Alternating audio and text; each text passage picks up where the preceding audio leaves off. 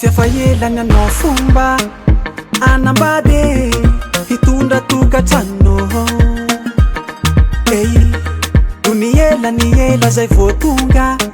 ilay kitananandrasa kotso no fitsony afatsy angano zato foko ravoravo tafalifaly ny fanojo ny olotina okajiko tsy olavo nyanilany olavitrini fijalina nendasako nengezy ary alaiko ohatramy farany ele anilalana idesy tsy kiala fa oeo fony na oeleo fa nendasako nengezy ary alaiko ohatramy farany ele anilalana idesy tsy kiala fa oeo fony na oele oh baby dawarauza nilalako dawai oh malalako dawai bienvenue dans la famille dawai oh baby dawarauza nilalako dawai oh malalako dawai bawasikuzanani roasker fana perane nao lento konto perana ferana urava konto kajanyanku anamtam sadi afa kitarainana atsigaruani tsidna hitetete makfak san ferana hakafafuniarku yaradi ifanuatu anao anaty lagapiti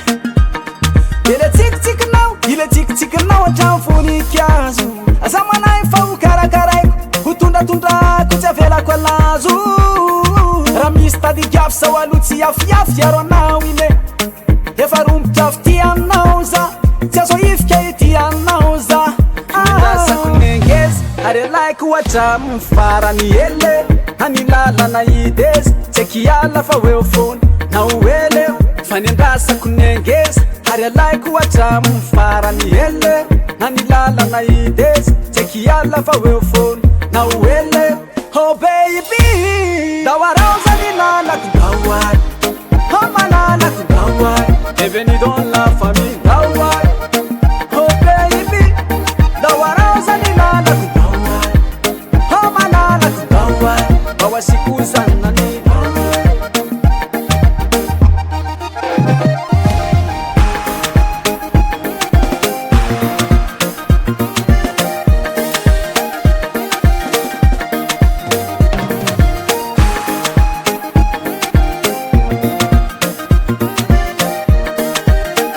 nendasako nengezy ary alaiko ohatramy farany ele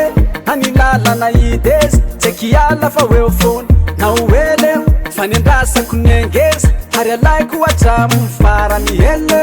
anilalana idesy tsy kiala fa oeo fony na oele oh baby